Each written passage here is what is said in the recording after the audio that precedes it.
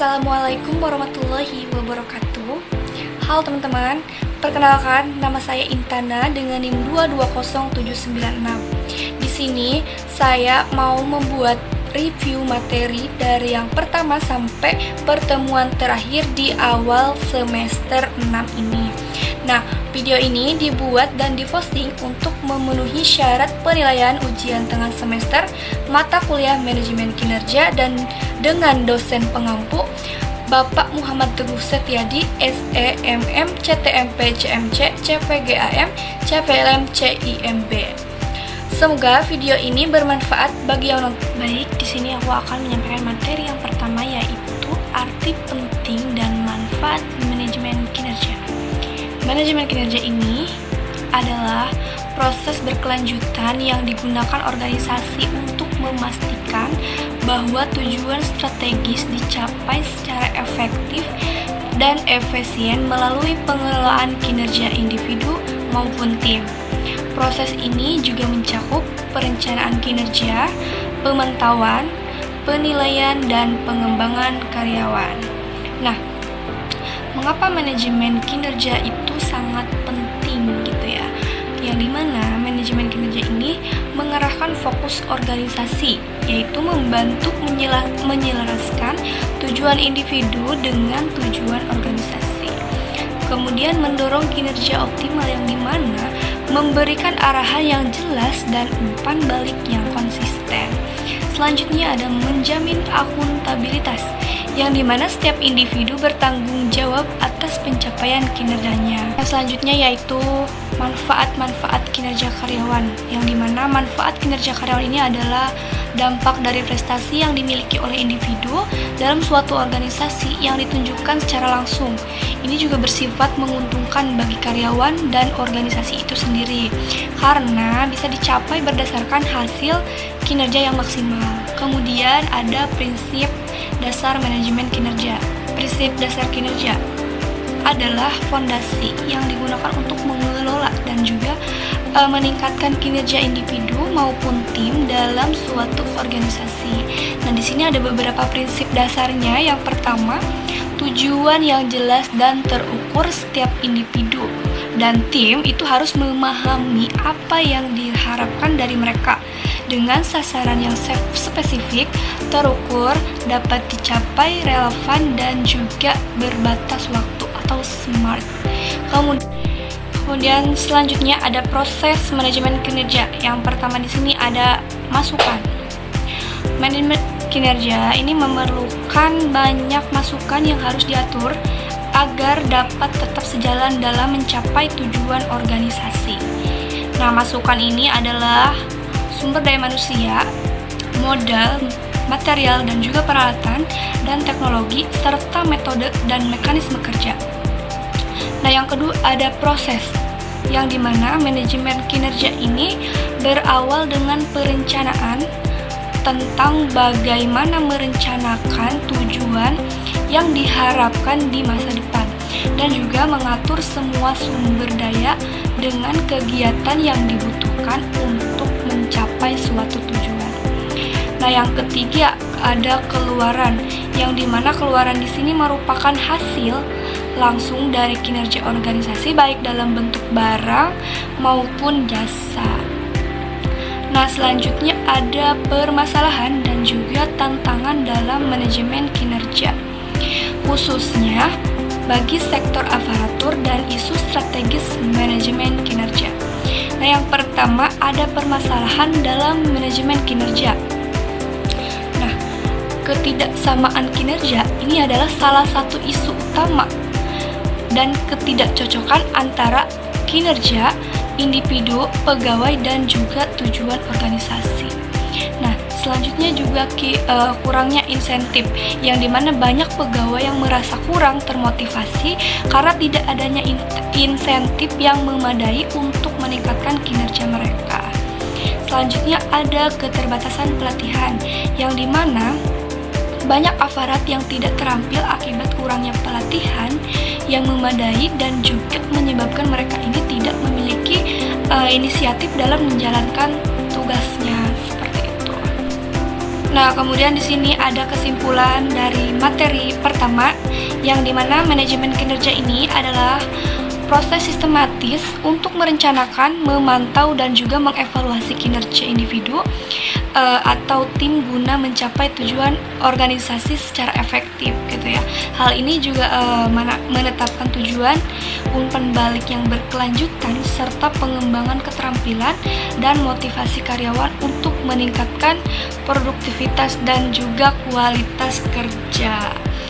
Manajemen kinerja juga berfokus pada peningkatan berkelanjutan melalui evaluasi berbasis data, penghargaan atas pencapaian, serta perbaikan jika terjadi kesenjangan kinerja. Seperti itu. Oke, teman-teman, di sini aku bakalan menjelaskan materi yang kedua, yaitu dimensi kinerja bagi organisasi, menjelaskan strategi dan juga faktor penentu keberhasilan kinerja. Yang dimana di sini aku bakalan menjelaskan latar belakang materi manajemen kinerja, pentingnya manajemen kinerja, keberhasilan konsep kinerja dalam organisasi, selanjutnya proses kinerja organisasi dalam kualitas dan juga pelayanan, selanjutnya ada konsep manajemen kerja, selanjutnya ada konsep manajemen kinerja organisasi, dan yang terakhir kesimpulan. Nah, untuk yang pertama di sini ada latar belakang materi. Jadi dalam dunia bisnis yang kompetitif, kinerja organisasi ini menjadi faktor utama dalam menentukan keberhasilan perusahaan kinerja.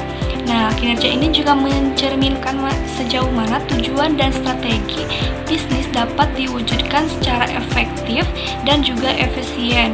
Untuk meningkatkan kinerja organisasi, harus menerapkan strategi yang tepat, seperti perencanaan yang matang, pengelolaan sumber daya yang optimal, serta pemanfaatan teknologi dan inovasi. Selain itu, keberhasilan kinerja organisasi juga bergantung pada kepemimpinan yang efektif, budaya kerja yang produktif, serta keterlibatan karyawan. Nah, selanjutnya manajemen kinerja. Pengertian manajemen kinerja ini adalah suatu proses yang menggunakan perencanaan, pengorganisasian, pengarahan, dan juga pengendalian untuk mencapai tujuan secara efektif dan juga efisien. Nah, manajemen kinerja ini juga membantu meningkatkan kinerja individu dan tim secara berkelanjutan melalui faktor-faktor seperti kepemimpinan, motivasi, dan juga lingkungan kerja. Selanjutnya ada pentingnya manajemen kinerja. Yang pertama, manajemen kinerja ini diperlukan untuk meningkatkan kinerja pegawai dan organisasi secara optimal melalui strategi yang terencana dan berkesinambungan. Selanjutnya, yang kedua, manajemen kinerja ini harus memastikan pencapaian tujuan organisasi dengan memperbaiki kinerja individu maupun kelompok. Selanjutnya, yang ketiga, bermanfaat bagi manajer dan juga karyawan dalam meningkatkan produktivitas, yang dimana memberikan penghargaan non-finansial serta memperbaiki komunikasi dan juga motivasi kerja terhadap keberhasilan konsep kinerja dalam organisasi. Keberhasilan organisasi ini ditentukan oleh perilaku individu, kerja, serta faktor situasional, internal, dan juga eksternal. Jadi pengukur kinerja organisasi ini juga meliputi keahlian, pengetahuan, sikap, motivasi pegawai, serta efektivitas operasional. Jadi balance scorecard ini juga digunakan dalam metode pengukuran kinerja dengan 4 perspektif utama. Yang pertama, keuangan, pelanggan, proses bisnis internal, dan juga pembelajaran dan pertumbuhan. Selanjutnya ada konsep manajemen kerja, yang dimana manajemen kinerja ini fokus pada pencapaian output, outcome, proses, dan input yang digunakan dalam faktor-faktor penting. Manajemen kinerja ini meliputi yang pertama faktor individu, yang dimana kita keterampilan, motivasi, dan juga komitmen. Baik, untuk kesimpulan dari pembahasan ini dapat disimpulkan bahwa manajemen kinerja ini memiliki peran yang sangat penting dalam mencapai tujuan organisasi melalui pemahaman tentang dimensi kinerja kinerja, strategi yang tepat, dan juga faktor-faktor penentu yang dapat menentukan keberhasilan organisasi, daya saing, dan juga mencapai hasil yang diinginkan secara berkelanjutan.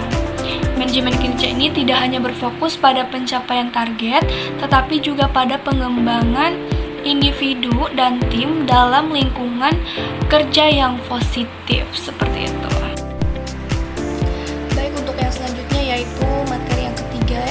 Di sini saya akan membahas strategi manajemen dalam meningkatkan kinerja, arti penting sistem dalam manajemen kinerja, dan juga proses manajemen kinerja.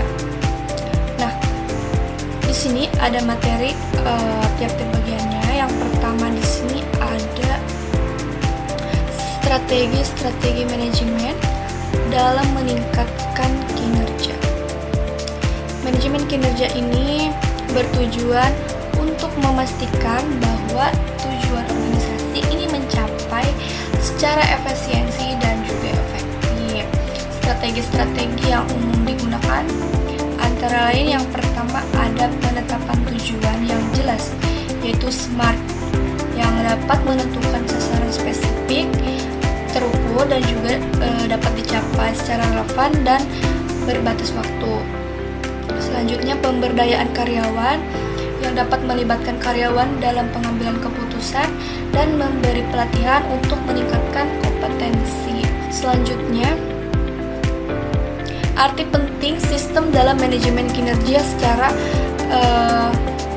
membantu mengintegrasikan tujuan individu dan juga organisasi melalui mekanisme dan sistematis. Manfaat utama sistem ini juga meliputi konsistensi evaluasi, yang dimana menyediakan standar yang seragam dalam menilai kinerja. Selanjutnya, proses manajemen kinerja. Proses manajemen kinerja ini terdiri dari beberapa tahap penting yang saling berkaitan, yaitu yang pertama, perencanaan kinerja yang menentukan tujuan dan juga efektivitas kinerja. Selanjutnya, pelaksanaan kinerja yang dimana karyawan ini menjalankan tugas sesuai dengan rencana dan standar yang ditetapkan, seperti itu.